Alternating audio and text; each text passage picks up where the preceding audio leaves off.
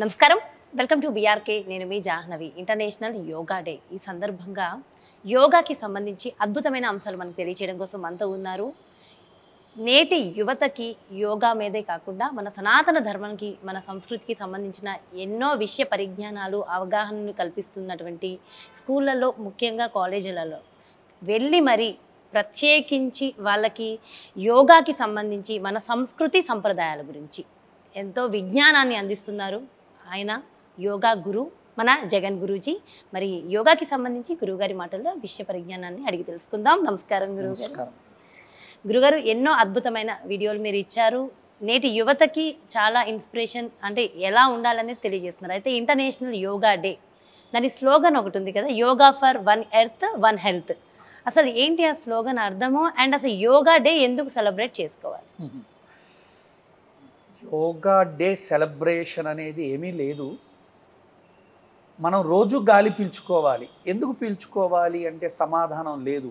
మనం బ్రతకడానికి నిరంతరము ఆ పరమేశ్వరుడు, ఆ విశ్వతత్వము మనలో ప్రవేశించి జన్మ అంతము, జన్మ నుంచి అంతమయ్యే వరకు నిత్యము ఉచ్ఛ్వాస నిశ్వాసలుగా పరిగెడుతూ ఉండే మన శ్వాస ఎలానో అటువంటి శివోహ సాధనకు మూలమైన మానవ జన్మని ఎలా అద్భుతంగా తయారు చేసుకోవాలి, ఉద్ధరించాలి, దాన్నే మన భాషలో మోక్షం పొందాలో తెలియచేసుకునే ఒక పరిచయ మార్గము యోగ మార్గం. అంటే చాలామంది వాళ్ళ సొసైటీలో యోగా చేస్తే బరువు తగ్గుతాము, బరువు తగ్గాలంటే యోగా చేయాలి, నిద్ర పట్టకపోతే యోగా చేయాలి, చికాకుగా అలజడిగా అనారోగ్యాలు బీపీ షుగర్లు వస్తే యోగా చేయాలి, సంతానం లేకపోతే కూడా యోగా చేయాలి. ఇటువంటి సరిపాటి అలవాటు ప్రతి వాళ్ళకి, దేశము బయట వారికి, విదేశీయులకి అలవాటు. అందుకే ఈ రోజున పాశ్చాత్యులు కూడా భారతదేశానికి వచ్చి యోగాపై పరిశోధనలు చేయటము, అభ్యాసం చేయటము, మన మినిస్ట్రీ ఆఫ్ ఆయుష్ వారు అందించినటువంటి కోర్సుల్లో చేరి లేదా ఇతరితర గురువుల దగ్గరికి చెంతకు సేవకు చేరి యోగా అనుష్ఠానాలు, యోగా అభ్యాసాలు చేసి ఎంతో అద్భుతమైన ఆరోగ్య మార్గానికి ఇదే ఉత్తమమైంది అని నిర్ణయించుకున్నారు. అందుకే 11 సంవత్సరాల క్రితం ఏ వ్యక్తి చేయని ఒక ప్రయత్నం, అంటే ఏదైనా రాజ్యంలో జరగాలంటే రాజు తలచాలి. ప్రస్తుతం అదే మోడీ గారు మరి తలచి 11 సంవత్సరాల క్రితం యోగా విశ్వవ్యాపకం అవ్వాలనేటువంటి ఒక సంకల్పంతో ఎంతోమంది గురువులు ఋషులను సంప్రదించి ఏ డే ఉత్తమమైందో శాస్త్రీయంగా, ఆధ్యాత్మికంగా, మానవ మనసుపై, శరీరంపై, జీవితంపై ప్రభావం చూపించే కాల పరిజ్ఞానముతో నిర్ణయించిందే జూన్ 21. అందుకే జూన్ 21న మనం 11 సంవత్సరాల క్రితం యోగ దినోత్సవాన్ని ప్రారంభించి ఇప్పుడు 11వ యోగ దినోత్సవాన్ని జరుపుకుంటున్నాం. బట్ ఈ సంవత్సరం వన్ ఎర్త్ వన్ హెల్త్ అని ఒక నానుడి, ఒక స్లోగన్తో వెళ్తున్నాం. అదే మీరు అడిగిన ప్రశ్న. అంటే one earth, yoga for one earth and one health. అంటే విశ్వంపై ఉన్న, అంటే భూమిపై ఉన్న సర్వజనులకు వన్ హెల్త్, ఏదైనా ఆరోగ్యాన్ని సంపాదించాలంటే ఉన్న ఒకే ఒక మార్గం యోగ మార్గమే భూమిపై ఉంది అన్న ఒక్క స్లోగన్తో ఈ రోజున మనం జరుపుకుంటున్నాం. అది దాని యొక్క అంతరార్థం. యోగా చేయడం వల్ల కలిగే ఫలితాలు ఏంటి? అద్భుతం. ఒక ప్రశ్న ఇది. ఇందాక మనం అనుకున్నట్టు చాలామంది ఏదో ఒక బరువు తగ్గడానికే అనుకోవటం ఒక అలవాటు. ఇది కామన్ అయిపోయింది ఇవాళ. యోగా అంటే మనం అంటుంటాం యోగం పట్టిందిరా అని. అంటే యోగా ఏమిస్తుందంటే యోగాన్ని ఇస్తుంది, యోగ స్థితిని ఇస్తుంది. అందుకే యోగశాస్త్ర పితామహులైన పతంజలి మహర్షి గారు రాసినటువంటి 196 సూత్రాలు ఉన్నాయి యోగశాస్త్రంపై. అందులో రాస్తారు ఒకటి, సమత్వం యోగముచ్యతే, యోగ చిత్త వృత్తి నిరోధ. అంటే అసలు యోగా దేనికి అంటే మనిషిని నడిపించే అంతర్ముఖమైన మనసుని నిర్వహించే ఒక విద్యనే యోగశాస్త్రం అంటారు. అంటే మనం బ్యాలెన్స్ ఆఫ్ మైండ్ అంటాం ఇంగ్లీష్లో, దాన్నే సమత్వమైన మనస్సు అంటారు. దానికే అంటాను నేను body balance, breath balance, brain balance. Body balance ఉందనుకోండి, శరీరం ఏ కర్మనైనా సౌలభ్యంగా చేయగలుగుతుంది. బ్రీత్ బ్యాలెన్స్ ఉందనుకోండి, మనం ఏ కర్మనైనా దమ్ముగా, శక్తిగా, యుక్తిగా చేయగలుగుతాం. అంతకంటే ఉత్కృష్టమైంది ఏమిటయ్యా అంటే బ్రెయిన్ అనగా మనస్సు, మెదడు గనక బ్యాలెన్స్ ఉందనుకోండి, మనం ఏ పనిలో అయినా విజయం సాధించగలిగేంత సౌలభ్యం వస్తుంది. అందుకే నేను ఎప్పుడు చెబుతా B3 అంటాను, formula B3: body, breath, brain. ఈ 3 సమత్వపరచుకోగలిగితే వారినే యోగి అంటారు. ఒక కాషాయం ధరిస్తేనో, ఒక రుద్రాక్ష ధరిస్తేనో మనం యోగా అంటేనే కాదు, సాధారణ జీవితంలో ఉంటూ, సాధారణ వేషధారణలో ఉంటూ కూడా అటువంటి సమత్వమైన మనసు కలిగిన వాళ్ళు చాలామంది ఉన్నారు. అందుకనే యోగా ఏం చేస్తుంది, ఎందుకు చేయాలి అంటే శరీరతత్వం గురించి ఆలోచించకూడదు మనం. అసలు దాని గోల్ ఆఫ్ యోగా ఏంటి అంటే మనస్సుకు సంబంధించింది. మనసులో కలిగే వికల్పాలను, మనసులో కలిగేటువంటి వికారాలను, మనసు పడేటువంటి, అందుకే నేను చూస్తుంటా కొన్ని ప్రవచనాలు, dry mind, disturbed mind, danger mind, double mind, ఇలా ఉంటాయి మనకి. అంటే ఏంటంటే చేద్దాం చేద్దాం అనుకుంటారు కానీ చేయలేరు, డల్ అయిపోతారు. చేద్దాం అనుకుంటారు, వెళ్ళి అక్కడ చేయరు, డబుల్ మైండ్. ఇప్పుడే చేద్దాం అనుకుంటారు, ఇప్పుడే చేయరు. ఇలా మనసు యొక్క స్థితిని, సామర్థ్యతని అద్భుతంగా, అంటే ఒకటి చెబుతారు, నువ్వు ఎక్కిన గుర్రాన్ని నువ్వు నడపటాన్నే గుర్రపు స్వారీ అంటారు. నువ్వు ఎక్కిన గుర్రం నువ్వు కంట్రోల్లో లేకుండా అది పరిగెడుతూ ఉంటే అది గుర్రపు స్వారీ చేయలేదు. అంటే నువ్వు పొందిన ఈ శరీరాన్ని నీ మనసు అనే గుర్రంతో, నీ మనస్సుతో గనక నువ్వు నడిపించగలిగితే, జీవించగలిగితే, ప్రయాణించగలిగితే, సింపుల్గా చెప్పాలంటే నువ్వు నీ మనసు యొక్క ఆధీనంలో ఉండాలి. అర్థమవుతుందమ్మా? అంటే సింపుల్గా చెప్పాలంటే మనం ఏదైతే చేస్తున్నామో అది మన ఆధీనంలో, మన మనసుతో చేయాలి. అంటే మనము ఈరోజు ఉపవాసం ఉందాము అనుకుందాం, ఎక్కడికో పోతే అక్కడ ఏదో వాళ్ళు తింటుంటే ఉండలేక తింటాం. అంటే ఇప్పుడు పదార్థం మనల్ని లాగేసింది, మన మనసు మన చేతిలో లేదు. మన మనసు మన ఆధీనంలో ఉండడాన్నే యోగము అంటారు. మనం ఏ పని అయితే చేస్తున్నామో దానిపై మనసు పెట్టడాన్ని ధ్యానము అంటారు. ఏ కర్మ అయితే చేస్తున్నామో ఆ పనిలో మన మనసు నిమగ్నం అవడాన్ని ధ్యానము, యోగము అంటారు. అదే మనం ఆ పని చేస్తూ మనసు ఎక్కడో పెడితే పరధ్యానము అంటారు.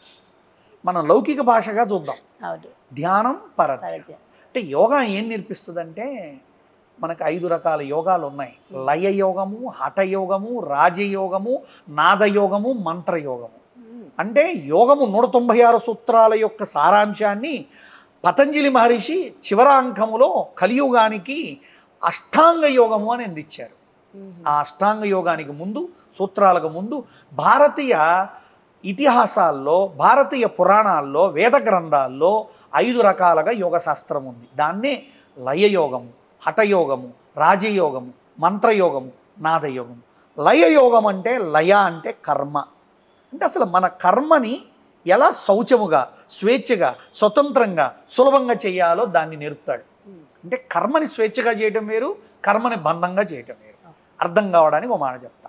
చదువుకోరా అన్నాడు తండ్రి, వాడికి ఇష్టం లేదు, కానీ తండ్రి తిడతాడో కొడతాడని చదువుతున్నాడు, స్వేచ్ఛగా చదవట్లా. అదే చదువు అనే కర్మని ఇష్టంతో చదివితే, స్వేచ్ఛతో చదివితే, శ్రద్ధతో చదివితే వచ్చే జ్ఞానం వేరు. అదే అంటాడు, నీ కర్మని సౌలభ్యంగా చేయి, స్వేచ్ఛ నుంచి చేయి, స్వతంత్రత నుంచి చేయి, దాన్నే కర్మయోగము అంటాడు. లయయోగము అంటాడు. దాని తర్వాత చెబుతాడు హఠయోగము. ఏమిటండి హఠయోగము? హఠము అంటే శరీరము. ఈ శరీరం యొక్క స్థితి, స్థాయి, సామర్థ్యతను ఎలా డెవలప్ చేయాలి? శరీరం ఇవాళ చాలామందికి సహకరించట్లా. ఏ కర్మ చేయాలన్నా మనకున్న మాధ్యమం ఏమిటంటే శరీరం. మన ఆయుధం ఏమిటంటే శరీరమే. ఆ శరీరంలో ఉన్న ఇంద్రియాలు, జ్ఞానేంద్రియాలు, కర్మేంద్రియాలు. ఇప్పుడు నేను మాట్లాడాలంటే నా నోరే ఒక ఇంద్రియం. ఈ అన్నిటికీ నిలయమైంది దేహం. ఆ దేహాన్నే హఠము అంటాడు. ఆ దేహం వినగలగాలి, మాట్లాడగలగాలి, చూడగలగాలి, చేయగలగాలి. ఇవన్నీ చెయ్యాలి అంటే శరీరం యొక్క స్థితి, స్థాయి యోగ స్థితిలో ఉండాలి. అంటే శరీరం కౌశలంగా ఉండాలి, ఆరోగ్యంగా ఉండాలి. ఆ శరీరం ఆరోగ్యంగా ఉండడానికే చెబుతున్నాడు హఠయోగములో ఆసనాది విధులు. మళ్ళీ నెక్స్ట్ వస్తాడు లయయోగం, హఠయోగం, రాజయోగము. రాజయోగం అంటే మనోయోగం, మానసిక యోగం. అంటే అసలు మనసు ఎలా ఉండాలి? మనం గుడికి 10 లక్షలు ఇచ్చాం డొనేషన్, నా పేరు ఎక్కడ వేస్తారండి అని అడిగాడు. అంటే ఫలితాన్ని ఆశించి చేస్తుంది నీ మనస్సు, అది కాదు. ఏ ఫలితాన్ని, ఏ ప్రతిఫలాపేక్షని ఆశించకుండా చేయు కర్మనే ఏమంటాడంటే దాన్ని నిర్వికల్ప యోగము అంటాడు, నిర్వికల్ప సాధన అంటాడు, దానికి అంటాడు రాజయోగము అంటాడు. అంటే మనస్సుని స్వేచ్ఛగా, హాయిగా, ఆహ్లాదంగా, ఆనందంగా, సుఖంగా, సంతోషంగా, ఆరోగ్యంగా ఉంచేది ఈ భౌతిక లౌకిక ఐహిక బంధముల నుంచి కాసేపు వదిలి మనసును విహరింప చేయగలిగే సాధనే రాజయోగము అంటాడు. నెక్స్ట్ చెబుతున్నాడు మంత్రయోగము. ఇది కొంచెం సాధారణమైనటువంటి వ్యక్తులకు అందివ్వబడని యోగం. అంటే మంత్రయోగం చేయాలంటే ఏ యొక్క ఆలోచన, స్థాయి, స్థితి, ఆహారం ఉండాలో చెప్పబడింది. అంటే ఏదైనా ఒక శబ్దముతో చేసే సాధనని మంత్రయోగము అంటాడు. ఇందాక శరీరంతో చేసే సాధన. రాజయోగం అంటే మనసుతో చేసే సాధన.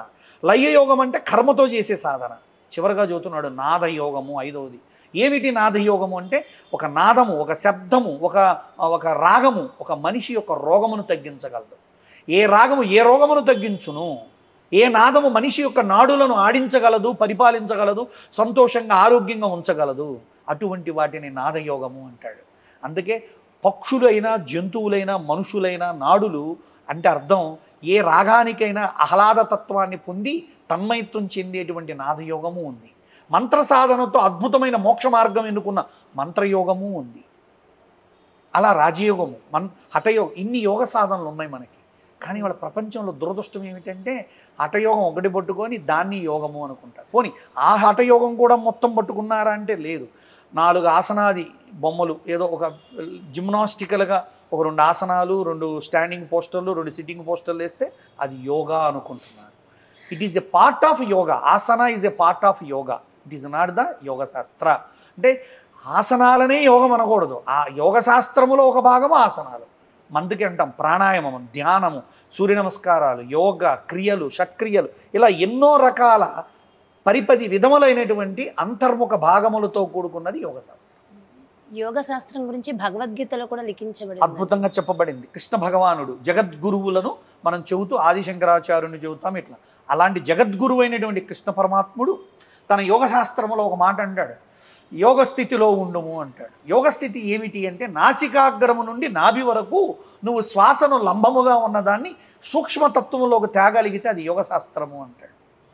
అంటే ఏం చెబుతున్నాడంటే ఆయన చాలా అంటే కొన్ని భగవద్గీతలో కొన్ని విధములుగా యోగ శాస్త్రాన్ని ఒక్కొక్క భాగం దాంట్లోనే ఉంటాయి. మనకి కర్మయోగము, భక్తి యోగము, జ్ఞానయోగం అని ఒక శాఖలుగా ఉంటాయి.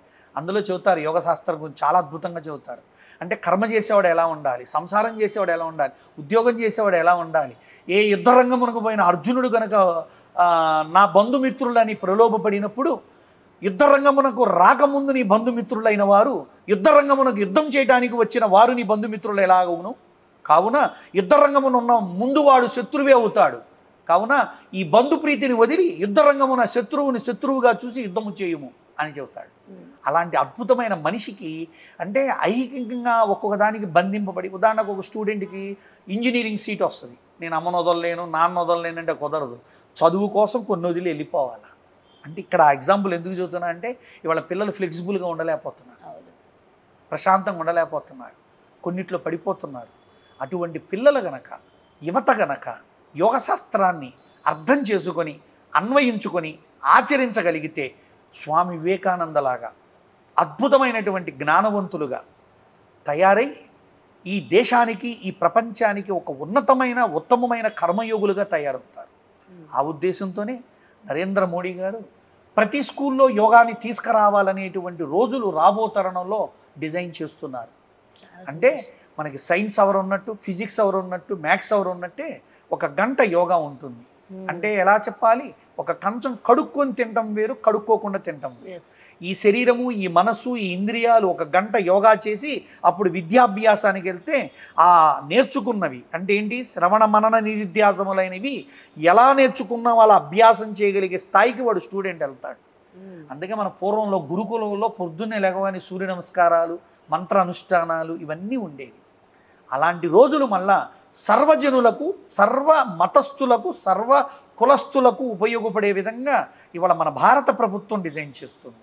అందుకే వాళ్ళ విదేశాల్లో కూడా కొన్ని మసీదుల్లో వాళ్ళ నమాజ్ చేసే ప్లేసుల్లో కూడా గత యోగా దినోత్సవాలు జరిపి కొన్ని చర్చిల్లో అంటే క్రిస్టియన్ దేశాల్లో యోగా చేసి కొన్ని దేశాల్లో పార్కుల్లో బహిర్గత ప్లేసుల్లో సముద్రాల దగ్గర నదుల దగ్గర పార్కుల్లో కొన్ని లక్షల వేల మిలియన్ మెంబర్స్ యోగా సాధన చేస్తున్నారు.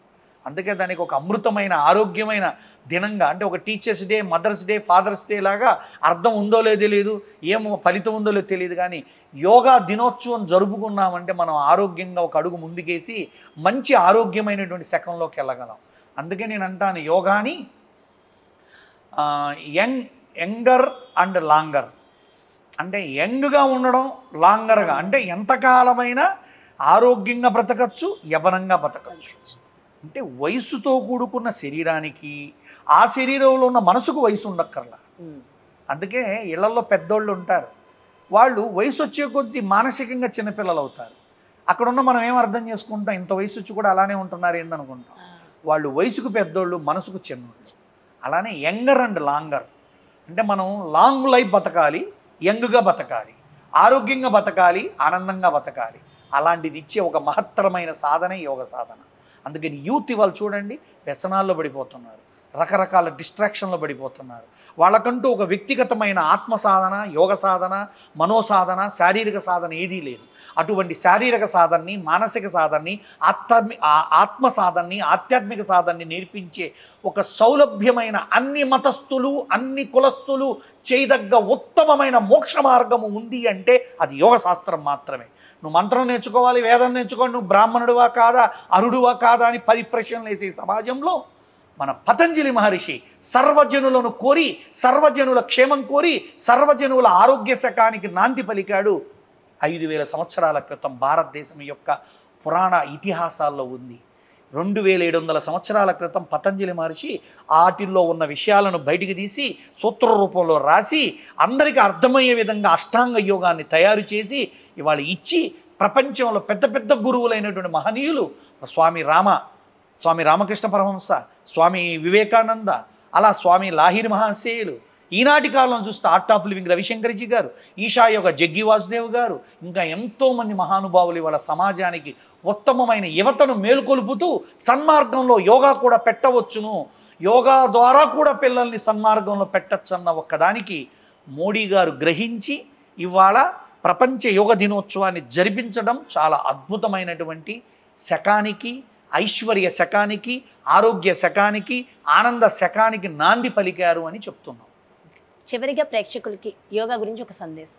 ప్రతి ఇంట ప్రతి నిత్యం ఆరోగ్య దీపాన్ని వెలిగించండి, అంటే నిత్యం యోగా చేయండి. నేను అంటాను మా క్లాసుల్లో, don't invest money for health, please invest time for health. నువ్వు టైం కనుక ఇన్వెస్ట్ చేయగలిగితే ఆరోగ్యం కోసం మనీ ఇన్వెస్ట్ చేయాల్సిన అవసరం రాదు. ఆ టైం ఇన్వెస్ట్ చేయటాన్ని యోగా అంటారు. ప్రతినిత్యం నిద్ర లేవగానే కాసేపు శారీరక క్రియలు, కాసేపు శ్వాసక్రియలు, కాసేపు మనోక్రియలు. అందుకే నేను ఫార్ములా కనుక్కున్నా, ఫార్ములా 20. నువ్వు బ్రతికినంతకాలం 20 సంవత్సరాల్లో ఉన్నంత ఉత్సాహంగా ఉండాలి అంటే 20 నిమిషాలు ఫిజికల్ ఎక్సర్సైజ్ చేయండి, 20 నిమిషాలు బ్రీతింగ్ ఎక్సర్సైజ్ చేయండి, 20 నిమిషాలు మానసికమైనటువంటి శాంతి క్రియలు. అది ధ్యానం చేస్తావా, మంత్రం చేస్తావా, ప్రకృతితో ఉంటావా, ఇష్టమైన కర్మ చేస్తావా, పుస్తకం చదువుతావా, అంటే మనస్సు క్రియ. అందుకంట 20-20-20. 20 నిమిషాలు ఫిజికల్ ఎక్సర్సైజ్, 20 నిమిషాలు బ్రీతింగ్ ఎక్సర్సైజ్, 20 నిమిషాలు మెంటల్ ఎక్సర్సైజ్ చేయండి. ఆహారంలో 20% ప్రకృతి ఆహారం తినండి. You be younger, you be longer with 20 years young ఎనర్జెటిక్గా బ్రతకండి, ఆరోగ్యంగా బ్రతకండి. ఒక్కటి మాత్రం సత్యం, నువ్వు ఇంట్లో అన్నా యోగా చేయి, మీ ఇంటి దగ్గరలో ఉన్న యోగా సెంటర్కి అన్నావు, లేదా నువ్వే యోగా టీచర్గా అన్నా తయారవు. ఇంటింట ఆరోగ్యానికి కావాల్సిన ఆరోగ్య దీపాన్ని, అఖండ దీపాన్ని, యోగ దీపాన్ని ముట్టించండి. ఇవాళ ఎన్నో రాష్ట్రాలు వాళ్ళ రాష్ట్రాన్నే, ఉదాహరణకు మన పక్కనున్న ఆంధ్రప్రదేశ్ యోగా ఆంధ్రప్రదేశ్గా నామకరణం చేసి 1 మంత్ నుంచి అదొక ప్రచారం చేస్తూ అసలు అంతా యోగమయం చేసేస్తున్నారు.